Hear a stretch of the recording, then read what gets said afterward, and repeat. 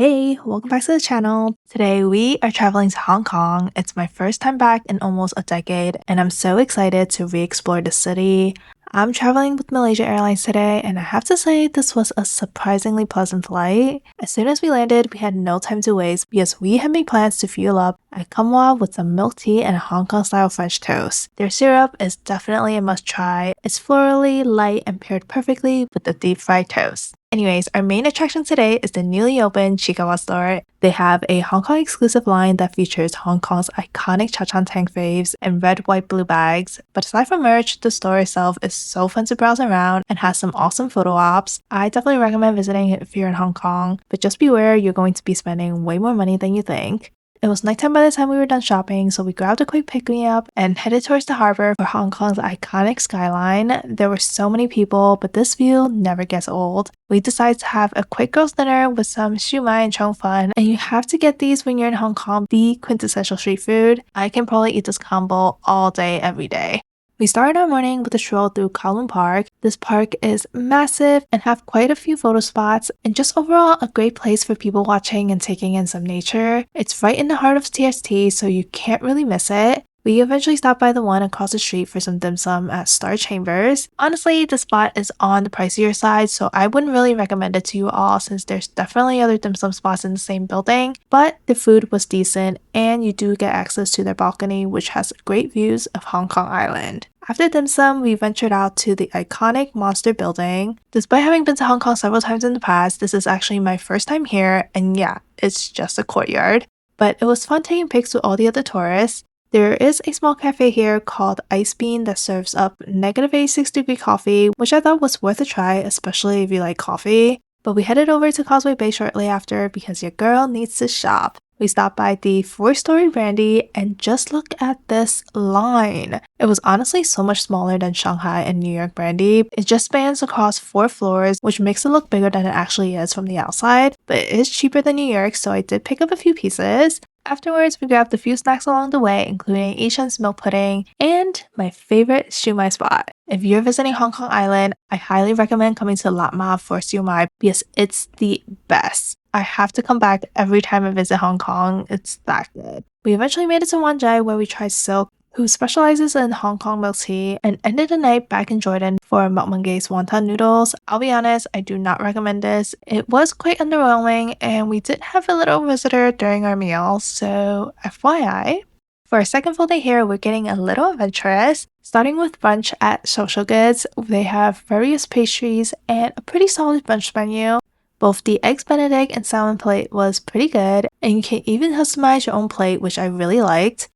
For pastries, we just tried their viral egg croissant. Honestly, this was quite underwhelming, and I probably tried some of their other pastries instead. But after brunch, we walked over to the ferry port because we are zipping our way over to Macau.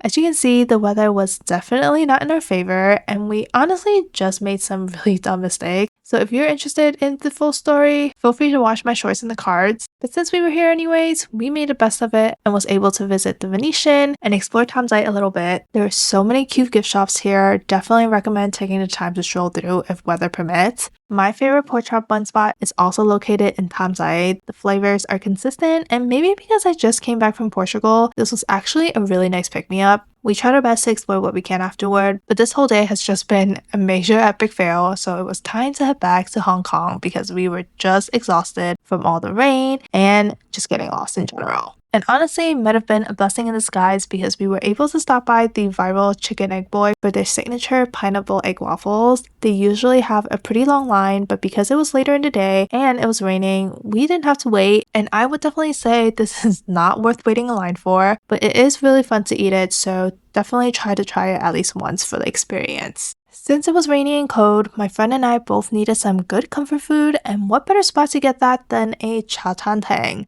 We went to Red Tea, which was recommended to us by a friend, and this was such a good rec because this meal was exactly what we needed after a long day of disappointment.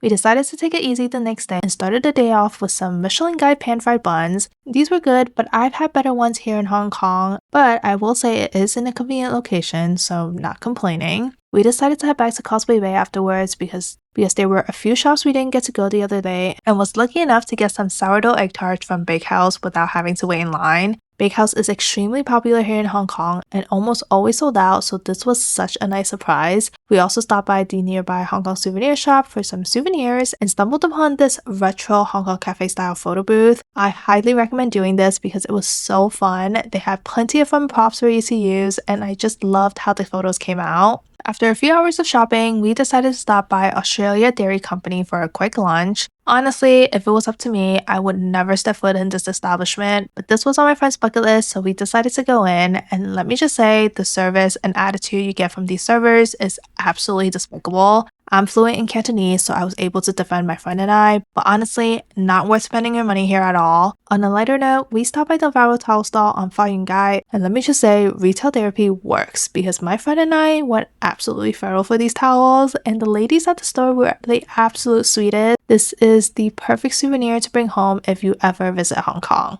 For dinner, we actually met up with some friends that were also visiting Hong Kong at a local dessert spot and ended up grabbing McDonald's and 7-Eleven shumai because we have a early morning and girl dinner, duh. Okay, it's our last full day and we decided to plan ahead, but of course, it backfires. We booked early bird tickets ahead of time to visit the peak, but unfortunately, it was raining. So as you can see, there is zero visibility. This was such an epic fail, but luckily, there are plenty of shops up here, and I highly recommend getting this mala scallion Danish from Bakehouse. It's exclusive to the peak, and this was amazing. I thought this was way better than the sourdough egg tart, so please get this. We also caved in and grabbed some Shake Shack because they have pretty interesting Hong Kong exclusive menu items. But yeah, definitely do not plan too far ahead for the peak and triple make sure the weather is good. We made it back down to the Sirwan area for the iconic walkolators and stopped by PMQ Cultural Hub. They have a bunch of shops owned by independent artists, and one of which was Gloco Mahjong. They have custom mahjong tiles that you can purchase along with full sets. There's zodiac ones, animations, and even full sets of cat and doggy mahjongs. It's so good and such a good souvenir to bring home.